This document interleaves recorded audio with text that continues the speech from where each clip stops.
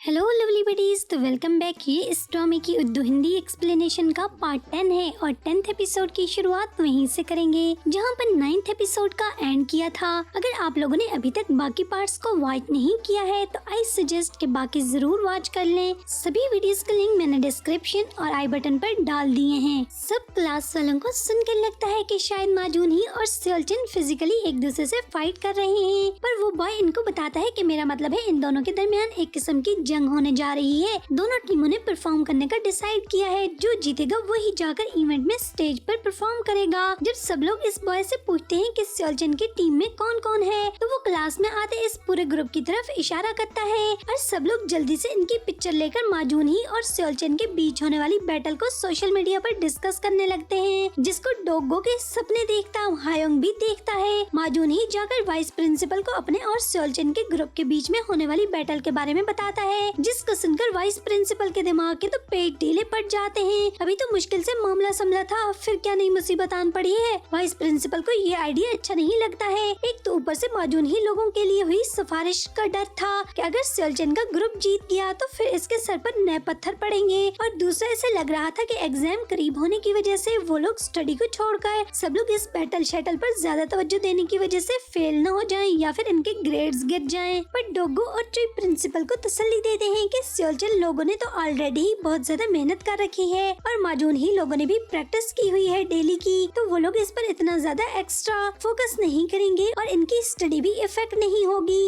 Vice principal को कुछ भी समझ में नहीं आ रहा था मामला, तो दोनों को बोलते हैं कि मुझे तो इन बच्चों के गेम्स का कुछ समझ में नहीं आ रहा है, पर तुम दोनों जाकर कुछ टीचर्स को इकट्ठा करके उनको जज बनने के लिए कहो। इधर सेल्टन हायोंग की कॉल को पिक नहीं करता है, जिसकी वजह से वो बेचारा इसको ढूंढता स्कूल के अंदर आ जाता है, जहाँ पर सेल्टन की फैंस इसको घेर लेती हैं। इसके साथ पिक्चर्स बनाने के बाद वो हायोंग को सेल्टन को वापस इसके घर भेजने पर तो गुस्सा करने लगती हैं। वो बेचारा रजिया उंडो में फंस गई वाली सिचुएशन में खड़ा होता है। इन सभी से जान छुड़ाने के बारे में सोच ही रहा था कि तब तक वहाँ पर डोगो इसके लिए फरिश्ता बनी आती है और इन सबको वहाँ से दूर भगा देती है। और हायोंग की तो जैसे मन की मुराद पूरी हो गई, मतलब डोगो को देख लेने की वजह से उसके दिल और आंखें ठंडी हो जाती हैं। इधर यून सेल्टन इन सभी के साथ अब अपने नेक्स्ट प्लान के लिए सोच रहा था और शिन्हो को डर लगा हुआ था कि जीत गए तो फिर तो ऑफ कोर्स खुशी की बात होगी, मगर अगर वो इस बैटल में हार जाते हैं तो फिर यून सेल्टन की सबसे ज्यादा इंसल्ट होगी। सब लोग इसका मजाक उड़ाएंगे, जिसको सोच सोच कर बेचारी को सेल्टन की फैन होने के नाते रोना आ रहा था। डायो और शिन्हो के मुंह से इनके हारने का सुनकर मिनसे इनको बोलती है, पर मुझे लगता है कि हम लोग जीत जाएंगे। तभी वहाँ पर सेओनवो और नमडू भी इनके पास आ जाते हैं। नमडू इसको बोलता है, अबे आइडल, तुम सिर्फ वही करते हो जो तुम करना चाहते हो, और बोलता है कि हर तरफ अब इस बैटल के बारे में बातें हो रही हैं। फिर सेओनवो सेल्टन को माजून ही के ग्रुप का नाम लेकर बोलता है कि अल्फा 1 ग्रुप वालों को बच्चे समझकर हल्के में मत लेना, वो बच्चे नहीं है। असल में माजून ही लोग सबके सब 11th ग्रेड के जूनियर स्टूडेंट थे और ये सब लोग 12th ग्रेड के इनके सीनियर स्टूडेंट्स थे।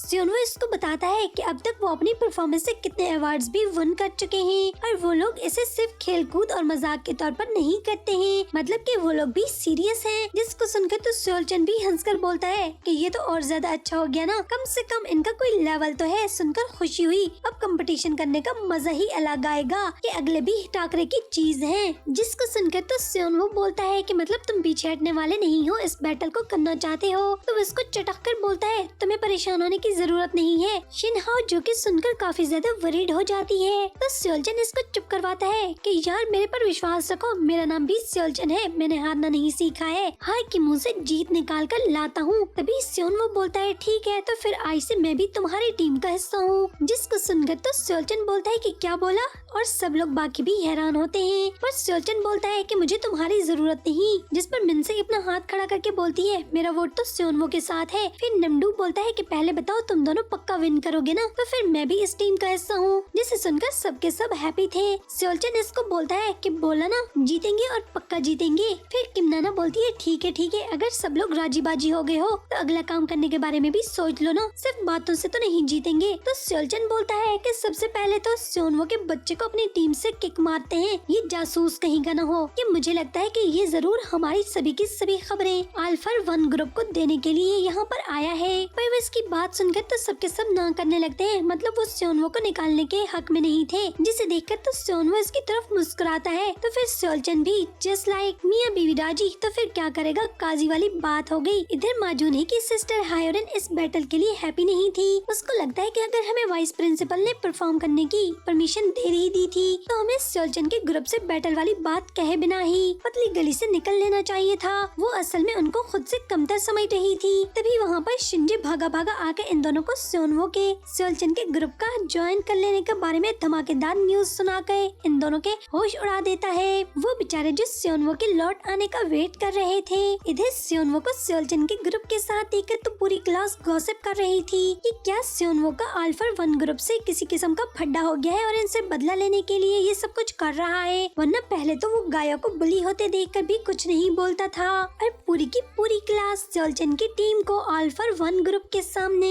एमी लल्लू पंजू समझ रही थी। मीन कि इनको लगता था कि सेओलचन की टीम अल्फा 1 ग्रुप के मुकाबले में काफी वीक है, तो वो लोग इस कंपटीशन को विन नहीं कर सकेंगे। सेओलचन मिनसे को सेओनवो को इनके ग्रुप से निकालने के लिए मनाने पर लगा हुआ था, पर वो बोलती है उसे लगता है सेओनवो के इनकी टीम में आ जाने से मानो इनके ग्रुप में 1000 सिपाहियों की ताकत आ गई हो जैसे। मगर सेओलचन बोलता है कैसी ताकत, हमें इसकी जरूरत नहीं है। वो बोलती है ये सिर्फ मेरी बात तो नहीं, सब लोग तुम्हारे अलावा इसको ग्रुप में रखना चाहते हैं। और वैसे तुम्हारे साथ इसको लेकर असल प्रॉब्लम क्या है? जिसको सुनकर बोलता है तुम्हें नहीं पता मुझे इससे क्या प्रॉब्लम है, और उसके ना बोलने पर अपना सर खुजाते हुए वहाँ से निकल लेता है और बोलता है ये तो मुझे खुद भी नहीं पता मुझे इससे असल प्रॉब्लम क्या है, इसे देखकर मुझे क्यों मिर्ची लग जाती है। फिर इधर सेओनवो अपने सामने से आते माजूनी को देखकर इसे इग्नोर करके दोनों एक दूसरे के पास से गुजर जाते हैं। इधर बस का वेट करते समय शिनहो मिनसे को बताना चाहती है कि सेओनवो ने इनके ग्रुप को क्यों ज्वाइन किया है। मिनसे को लगता है क्योंकि वो सेओलचन की हेल्प करना चाहता है। बेशक वो दोनों ऊपर ऊपर से एक दूसरे के साथ लड़ते रहते हैं, पर इनके दरमियान कुछ बहुत ही स्ट्रॉन्ग कनेक्शन है। शिनहो इसको बोलती है वो सब तो ठीक है, पर इसके पीछे और कुछ वजह भी है जो तुम नहीं देख पा रही हो। पर फिर इन दोनों की बात बीच में अधूरी ही रह जाती है। इसके बाद सेओलचन सेओनवो को इनके ग्रुप से निकालने के लिए इसके पीछे भाग रहा था। इस पर तंज करता है और इससे बोलता है कि इसे ही कहते हैं अपने जाल में खुद फंसना। तुम्हें दो टीमों को लेकर समझ में नहीं आ रही होगी तो अपनी कब्र खुद ही खोदने चले आए हो हमारे ग्रुप में। जिसको सुनकर तो सेओनवो को बोलता है क्यों भाई साहब, कंपटीशन लूज करने के इरादे रखते हो क्या, जो मुझे अपनी कब्र खोदने वाली बात बोल रहे हो। जिस पर सेओलचन गुस्से से बोलता है हम क्यों हारेंगे। जिस पर सेओनवो को बोलता है अभी तुमने खुद ही तो बोला कि मैं अपनी कब्र खुद खोद रहा हूँ, मतलब कि तुम लोगों के ग्रुप में आ जाने की वजह से। अरे वो कुछ और भी बोला, क्या बोला, हाँ कि अपने जाल में फंसा हूँ। तो इसका मतलब तो यही हुआ ना कि तुम अल्फा 1 ग्रुप से हाथ तस्लीम कर रहे हो। और हंसते हुए आगे चला जाता है और सेओलचन पीछे से सोच रहा था मैंने कौन सी चवली मारी है, पर सेओलचन बेचारा सिर्फ बोलता है सोचता कम है, तो इसको भी अपनी बात की समझ ही नहीं आती है। सेओनवो इसको अपनी कही की बातों पर टमकटोइयां मारते देखकर तो इससे इसकी नेक्स्ट स्ट्रेटेजी का पूछता है। जिस पर सेओलचन चिढ़कर बोलता है कि अबे सपाए मैं तुझे क्यों बताऊं, जाकर फिर तूने अपने ग्रुप वालों को बताना होगा है ना। फिर वो सबको एडम के घर पर इकट्ठा करके शिनहो को किम नाना के जैसे एक्टिंग करने को बोलता है कि जैसे किम नाना ने अपने एक्सप्रेशन बनाए हुए मुझे वैसे ही बनाकर दिखाओ। जब वो किम नाना की एक्टिंग करती है तो बोलता है एकदम परफेक्ट, बल्कि दोनों को साथ खड़े करके बोलता है एक दूसरे की ट्विंस लग रही हो, तो फिर हम तुम दोनों का नाम रखेंगे मिमी सिस्टर्स। और इन सबको अपने प्लान का एक सैंपल दिखाता है कि इसका मिमी सिस्टर्स वाला आइडिया कैसे वर्क, और वो सब लोग इस प्लान में स्टेज पर कैसे परफॉर्म करेंगे, जिसमें सब लोग पीछे एक्टिंग करेंगे और फ्रंट पर वो खुद सिंगिंग करने वाला था। मिनसे और सेओनवो गिटार और सेलो बजाने वाले थे। शिनहो के अलावा इसका ये आइडिया किसी को भी अच्छा नहीं लगता है, तो बोलता है कि ठीक है, इससे भी ज्यादा इम्पोर्टेंट काम है हमारे पास कुछ और करने को। तो फिर हम अच्छे से अपने एक्सप्रेशन को म्यूजिक के साथ लेकर चलने की प्रैक्टिस करेंगे। तभी हायोंग एडम के डोर पर नॉक करता है। एडम दरवाजा खोलने जाता है। वो उसको बताता है कि कुछ चीजें लेकर आया है सेओलचन के लिए। तब तक सेओलचन भी वहाँ आ जाता है और एडम को बताता है कि ये मेरा मैनेजर है, कुछ चीजें मंगवाई है मैंने। पर एडम हायोंग को अंदर नहीं आने देता है कि मैं तुम लोगों के अलावा किसी और को अंदर नहीं आने दूंगा, तुम जाकर अपने दोस्तों को बुलाकर ये चीजें अंदर ले जा सकते हो। जिस पर हायोंग एडम को बोलता है कि क्या हम दोनों एक दूसरे को जानते हैं, एक दूसरे से पहले मिल चुके हैं, क्योंकि मुझे तुम्हें देखकर ऐसे लग रहा है कि जैसे पहले भी हम लोग कहीं मिल चुके हूँ। इसे सुनकर तो एडम फौरन से सेओलचन को एक साइड पर करके डोर बंद कर देता है, जिसे देखकर तो सेओलचन को एक एकदम आ जाता है गुस्सा और सेलचन के मुंह पर तो हाथ इसका बाप भी नहीं रख सकता है। तो वो एडम को बोलता है पक्का कुछ ऐसा है जो तुम सबसे छुपा रहे हो। पहले तो मुझे दाल में कुछ कुछ काला लग रहा था, पर अब तो मुझे पूरी की पूरी दाल ही काली लग रही है। तुमने जरूर कोई कांट कर रखा है जिसे लेकर सबसे छुपते फिर रहे हो। जिस पर एडम इसको इसी वक्त वहाँ से चले जाने को बोलता है कि दफा हो जाओ यहाँ से। तो वो आगे से बोलता है कि मैं अकेला ही जाऊँ या फिर मेरे साथ बाकी दोस्तों को भी भेजने का इरादा रखते हो। और खासकर तुम्हारे वो दोस्त की बेटी है ना मिनसे की तरफ इशारा करके बोलता है, जो कि तुम्हें अपने बाप की जगह दी हुई है। और इसको बोलता है कि ऐसे किसी की भी फीलिंग्स के साथ आलतू फालतू में मत खेलो। वो ऐसा इसलिए करती है क्योंकि अभी वो छोटी है और बहुत ही इनोसेंट है। तुम्हें अपने फादर का फ्रेंड समझ गए तो अपने बाप की जगह देती है। तुम्हें चाहिए कि इसे अकेले तुम्हारे पास आने से मना करो और बड़े होने के नाते इसे अच्छी चीजें समझाओ। मगर मुझे लगता है तुम एक छोटी खूबसूरत और भोली भाली लड़की को अपने इर्द गिर्द घूमते देखने ज्यादा अच्छा लगता है। सेलचन के दिमाग में एडम को अभी भी वही पहले वाली इमेज थी, यानी कि जब वो मिनसे को छुप छुप कर ताड़ने वाली, वो इसे गुंडा मवाली ही समझता है। बेशक उसने इन सब की हेल्प भी की थी, पर वो कहते हैं ना कि first impression is last impression. तो सेलचन के माइंड में भी एडम का कुछ ऐसा ही इम्प्रेशन बन गया था। और इसकी ये बात सुनकर तो एडम को फौरन से गुस्सा आ जाता है और इसको बोलता है कि अभी अक्ल के अंधे लड़के, कि मुझे लगता है कि तुमने अभी तक कुछ भी सीखा और न ही कुछ देखा है। ऐसे बददिमाग बड़े हो गए हो। तुम्हारे पेरेंट्स ने तुम्हें यही सब कुछ सिखाया है क्या? सिर्फ बड़बड़ और चपड़ चपड़ बोलना। उन्होंने तुम्हें यही बताया है कि तुम जो भी करोगे और जो भी बोलोगे वो सब ठीक है। अगर इतने ही बहादुर हो तो फिर ये सब कुछ जाकर अपने माँ बाप के साथ करना और फिर मुझे बताना कि क्या इनको तकलीफ होती है या नहीं। अपनी इतनी गंदी तरबियत को देखकर वो जरूर खुश होंगे। जिससे सुनकर तो सेलचन को एकदम मिर्ची लगती है कि सब ठीक है पर पेरेंट्स पर मत जाना। और एडम की कॉलर पकड़कर गुस्से से बोलता है, मेरे पेरेंट्स ने मुझे जो भी सिखाया इससे तुम्हें क्या।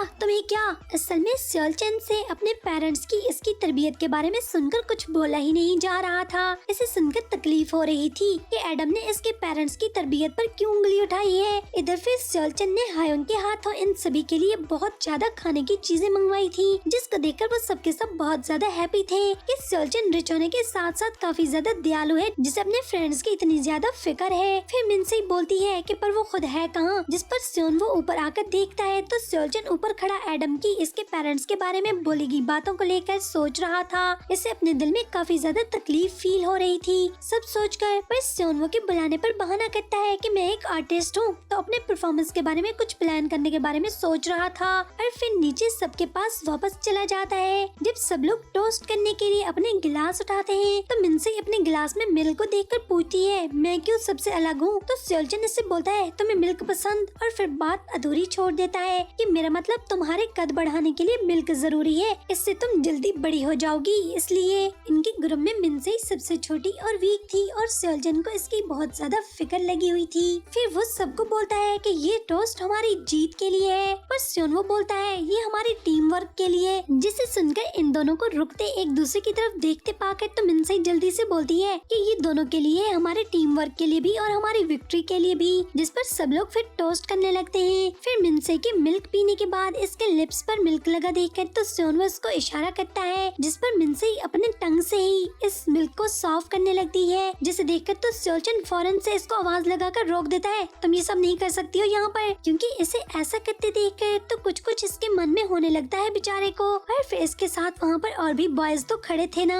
खासकर सेनविस का कंपटीटर, तो इसे भी ऐसा ही फील होगा सोचकर उसने मिनसे को सब कुछ सबके सामने करने से मना कर दिया। जिस पर सब लोग सेलचन की तरफ देख रहे होते हैं। तो फिर जल्दी से स्योन वो सबको इनकी तरफ देखते पाकर तो मिनसे को टिश्यू पकड़ा देता है। फिर मिनसे टिश्यू से अपने लिप्स साफ करते हुए गुस्से से सेलचन की तरफ देखती है। फिर गायो इनसे बोलता है कि सब कुछ छोड़ो, पहले बताओ अपने ग्रुप का नाम क्या रखेंगे। जिस पर सब लोग डिफरेंट सजेशन देते हैं, जो किसी को पसंद आती है तो किसी को नहीं। और फिर सबके बता चुके होने के बाद तो लास्ट पर सेलचन बोलता है कि हम अपने बैंड का नाम कलर बार रखेंगे। जिसको सुनकर तो वो सब बोलते हैं, पर इस नाम से तो हायोन ने मॉर्निंग में ही टीचर के सामने हमारा मजाक बनाया था। तो वो बोलता है इसमें क्या, अक्लमंद हमेशा अपॉर्चुनिटी देखते हैं, जहाँ से मिले और जब मिले अपॉर्चुनिटी को अवेल कर लेना चाहिए, यही नाम हमारे बैंड को सूट करेगा। फिर सब लोग आखिरकार मान ही जाते हैं कि अब से वो सब लोग कलर बार हैं। फिर मिनसे को एडम के लिए खाना ले जाते देखकर तो सेलचन इसको रोकता है कि तुम इसकी इतनी ज्यादा फिक्र नहीं करनी चाहिए, तुम क्यों इसके आगे पीछे इतना ट्रस्ट करके घूमती फिरती रहती हो। पर उसकी बात सुने बिना तो खाना लेकर एडम के पास चली जाती है। इधर सेओलचन को पीछे जाते देखकर तो सेओन वो रोक लेता है, जिस पर सेओलचन इसको बोलता है, मैंने इसको कितनी बार बोला डैड समझना छोड़ दे, वो एक नंबर का झूठा फ्रॉडिया शख्स है। पर सेओन वो बोलता है, तुम्हें ये सब कुछ कैसे पता, तुम इसे प्रूव कर सकते हो। जिस पर सेओलचन बोलता है, एक दिन देखना तुम सब लोगों के सामने इसका सच आएगा, तो फिर मुझे मत कहना कि मैंने बताया नहीं था। सेओन वो को बोलता है कि वो बिल्कुल तुम्हारी तरह मीसना है, जैसे तुमने मुझे कहा कि सच है कि तुम मिनसे को लव करते हो, मगर तुमने अभी तक इसको कन्फेस नहीं किया है, क्योंकि मुझे लगता है कि तुमने भी एडम की तरह कोई कांड किया हुआ है जिसको लेकर तुम गिल्टी हो उसके सामने कन्फेस करने से। जिसको सुनकर तो सेओन वो इसको बोलता है कि अपने बारे में क्या ख्याल है, मुझे पहले लगा था मगर अब मुझे विश्वास हो गया है कि पक्का जैसे मैं मिनसे के लिए फील करता हूँ तुम भी इसे पसंद करते हो और हमारी तरह खुद से झूठ बोल रहे हो। जिस पर सेओलचन से जवाब नहीं बन पाता है और इसको बोलता है कि नहीं, मैं उसे बिल्कुल भी नहीं चाहता हूँ, मैं तो वैसे ही नेचुरली उसकी हेल्प करता हूँ और उसकी केयर करता हूँ। पर सेओन वो इसको पीछे सोचता हुआ छोड़कर वहाँ से चला जाता है। एडम मिनसे के हाथों खाना लेने से इनकार कर देता है और इसको बोलता है कि अपने प्रॉमिस के मुताबिक सेम डे पर मेरे घर को छोड़ देना, मैं मजीद तुम लोगों को यहाँ पर बर्दाश्त नहीं करूँगा। मिनसे खाना वापस लेकर टेबल पर रख देती है कि एडम ने इसे एक्सेप्ट नहीं किया है, जिसको देखकर तो सेओलचन बोलता है कि अच्छा है ना, हमारे नमडू के लिए खाना और ज्यादा बच गया है, बेचारे को और ज्यादा भूख लग रही थी। फिर शिनहा इन सबको बोलती है कि सबकी इकट्ठी पिक्चर लेते हैं ना, और अंदर जाकर सेल लेने जाती है। वापस आते आते इन सबको विंडो से देखकर बोलती है कि ये तो सब कुछ सचमुच में रियल पार्टी के जैसा लग रहा है, और इन सबको रियल पार्टी में इमेजिन करने लगती है और सोचती है कि जैसे सेओलचन ने इन सभी को अपनी 10th सोलो एल्बम लॉन्च करने और अपनी 28th बर्थडे पर इन सबको जैसे इनवाइट किया हो, और खुद को वहाँ पर सिंगिंग करते हुए इमेजिन करती है और बोलती है कि मैं ये सॉन्ग सेओलचन को डेडिकेट करूंगी। और फिर ऐसे लगता है कि जैसे सेओलचन इसकी तारीफ करेगा, मतलब ये सब कुछ वो सिर्फ और सिर्फ इमेजिन कर रही थी। फिर मिनसे इसको बाहर से हाथ हिलाकर इशारा करके डे ड्रीम से बाहर निकालती है कि कहाँ गुम हो, तुमने कहा हमारी पिक्चर लोगी। फिर वो वापस आकर सबकी इकट्ठे पिक्चर्स क्लिक करती है। अगले रोज क्लास में सेओलचन को टीचर के सामने खड़े होते हुए भी इनकी ग्रुप परफॉर्मेंस के लिए सॉन्ग लिखते देखकर तो मिनसे को मजाक सूझता है और वो सेओलचन की शक्ल बनाकर इसे चिढ़ाती है, जिस पर फिर दोनों एक दूसरे को पर्चियों पर कुछ लिखकर एक दूसरे से बातें करने लगते हैं और दोनों काफी एंजॉय कर रहे होते हैं। इधर इनके टीचर के चले जाने के बाद तो पूरी क्लास गॉसिप्स करती है। पूरी क्लास को लगता है कि अल्फा 1 ग्रुप की कंपटीशन विन करने के चांसेस 70% है। कलर बार यानी कि सेओलचन के ग्रुप की सिर्फ 30% चांसेस हैं, जिनमें से 20% सेओलचन के इनके ग्रुप में होने की वजह से और 10% इनकी टीम में सेओनवो के होने की वजह से। मगर साथ में पूरी क्लास को ये भी हैरानगी थी कि फिर भी सेओलचन का ग्रुप सब कुछ जानने के बाद भी इतना कॉन्फिडेंट कैसे है। और वहीं पर क्लास में बैठे हुए शिनहा इन सभी की गॉसिप सुनकर अपने मन में बोलती है कि हाय, मैं अपने ऊपर को इस बेइज्जती से कैसे बचा सकती हूँ। मतलब उस बेचारी को तो पहले ही लग रहा होता है कि जैसे वो लोग इस कंपटीशन को हार जाएंगे। इधर माजून ही लोगों की परफॉर्मेंस प्रैक्टिस देखने के बाद तो डोगो इन सभी को कंग्रेचुलेट करती है कि तुम लोगों की प्रैक्टिस एकदम परफेक्ट है, तो तुम लोगों को इस पर ज्यादा फोकस करने की जरूरत नहीं है, साथ साथ में स्टडी पर भी ध्यान दो। और फिर इनके ग्रुप में सेओनवो को ना देखकर तो पूछती है, जिस पर माजूनी इसको बताता है कि वो सेओलचन की टीम के वीक होने की वजह से इनकी हेल्प कर रहा है, पर इनके साथ स्टेज पर परफॉर्म करने के लिए जरूर वापस आएगा। फिर डोगो के चले जाने के बाद शिंजी से पूछता है कि सचमुच में वो वापस आएगा हमारे पास हमारे ग्रुप में परफॉर्म करने के लिए। पर हायरन फौरन से इनके पास आकर गुस्से में बोलती है, अगर वो वापस आएगा तो हम इसे कबूल नहीं करेंगे। फिर शिंजी इनको बोलता है कि क्या मैं नमडू के जरिए इनकी जासूसी करूं कि वो लोग अपनी परफॉर्मेंस के लिए क्या तैयारी कर रहे हैं। पर माजूनी की बजाय हायरन इसको मना कर देती है कि हमें जरूरत नहीं है इस सब की, वैसे भी वो इस लेवल के नहीं है कि कुछ बहुत अच्छा कर पाएंगे, बल्कि हम सेओनवो की वजह से परेशान हैं। वो सिर्फ इस लड़की के लिए सब कुछ कर रहा है। और बोलती है मुझे सेओनवो और इस लड़की से यानी कि मिनसे से काफी ज्यादा नफरत हो रही है। जब वो लोग क्लास खत्म करके घर जा रहे होते हैं तो इनको क्लास के बाद सेओनवो मिलता है। वो सीधा जाकर इसको बोलती है, तुम ये सब कुछ इस ट्रांसफर स्टूडेंट की वजह से कर रहे हो ना, तुम्हें पता तो है कि इस क्राउ को यून सेओलचन लाइक करता है, तो फिर तुम क्यों इनके बीच में कूद रहे हो। वो एक दूसरे के साथ बिल्कुल मैच है मगर तुम्हारे लेवल के नहीं है। असल में हायरन सेओनवो को पसंद करती है और सेओनवो की ज्यादा अटेंशन मिनसे की तरफ देखकर इस बेचारी से बर्दाश्त नहीं हो रहा था। फिर वहाँ पर इनके इर्द गिर्द काफी ज्यादा स्टूडेंट्स को खड़े इनकी तरफ देखते पाकर माजूनी जल्दी से हायरन को मजीद कुछ भी बोलने से चुप करवा के वहाँ से भगा देता है। माजूनी सेओनवो को दोबारा इनके ग्रुप में वापस लौटने को बोलता है और सेओनवो बोलता बोलता है कि अब पहले जैसा कुछ भी नहीं हो सकता है। पर माजूनी बोलता है कि मैं सब कुछ फिक्स कर दूंगा। पर सियोनवो बोलता है कि अब तुम भूल जाओ। जिस पर माजूनी इसको बोलता है कि तुम सब ये स्टूपिड लड़की मिनसे की वजह से कर रहे हो ना। जिस पर सियोनवो ऐसे शट अप कॉल करता है कि खबरदार मिनसे के बारे में कुछ भी बोला तो। फिर माजूनी इसको जाते देखकर तो बोलता है कि पछताओगे एक दिन। फिर सियोनवो को आगे सियोलचन खड़ा मिलता है। सियोलचन को लगता है कि सियोनवो इनके ग्रुप की खबरें माजूनी ही लोगों को दे रहा था। वो इसे एक स्पाई समझता है। पर सियोनवो पर इसकी बातों का कुछ भी असर नहीं पड़ता है, क्योंकि सियोनवो को पता होता है कि इस बेचारे की टंग को मोशन लगे हुए हैं। बेचारा चुप नहीं कर सकता है, सोचता कम और बोलता ज्यादा है। सियोलचन इसको बोलता है इन छोटे बच्चों से तुम्हारी दोस्ती कब से हो गई? तो वो भी आगे से बोलता है जब से तुमने मेरे साथ घूमना फिरना और मुझसे बात करना बंद किया तब से। जिस पर कोई भी आंसर बनते ना देखकर तो सियोलचन इसको दोबारा से अपने ग्रुप को छोड़ देने को बोलता है। जिस पर सियोनवो वहाँ से चला जाता है कि तू ये राग अलापना नहीं छोड़ने वाला है तो मैं ही चला जाता हूँ। इधर अगले रोज मिनसे इस सब ग्रुप वालों से पहले एडम के घर पहुँच जाती है और वहाँ जाकर एडम को बोलती है कि मुझे भूख लगी है। वो इसको रामेन बनाकर देता है और बोलता है कि अगली बार घर से खाकर आना। जिस पर मिनसे इनोसेंट बनते हुए बोलती है मेरी आंटी नहीं बना सकती है रामेन। जिसको सुनकर तो एडम इससे पूछता है कि क्या तुम अपनी मॉम और आंटी के साथ घर पर रहती हो? तो वो एडम को बताती है नहीं, मेरी मॉम तो न्यूजीलैंड में है, मैं उनको छोड़कर यहाँ पर आ गई हूँ। जिस पर एडम बोलता है कि ऐसा क्यों है? तो वो इसको बताती है मुझे लगता है कि मेरी मॉम की वजह से मेरे डैड की डेथ हुई है, मुझे मेरी मॉम बिल्कुल भी अच्छी नहीं लगती है। जिसको सुनकर तो एडम बेचैन हो जाता है और इससे पूछता है कि तुम्हें क्यों लगता है कि तुम्हारे मॉम की वजह से तुम्हारे डैड की डेथ हुई? तो बोलती है क्योंकि मेरी मॉम मेरे डैड को चीट कर रही थी, वो किसी और को पसंद करती थी। और फिर यहीं पर 10th एपिसोड का एंड हो जाता है। तो फिर 11th एपिसोड तक आप लोग मुझे जरूर बताइएगा कि मुझे इस स्टोरी को कंटिन्यू करना चाहिए या नहीं, क्योंकि मुझे आप लोगों की तरफ से बहुत कम रिस्पांस देखने को मिल रहा है। तो अगर आप लोग कमेंट में मुझे बताएंगे कि मुझे इस स्टोरी को कंटिन्यू रखना चाहिए और ज्यादा वोट हुई है तो मैं इस स्टोरी को कंटिन्यू रखूंगी, अदरवाइज मुझे इस स्टोरी को यहीं पर फिर क्विट करना पड़ेगा। तो thanks for watching lovely buddies. तो बस थोड़ी सी देरी के बाद फिर मिलते हैं बहुत जल्द एक और नई वीडियो के साथ।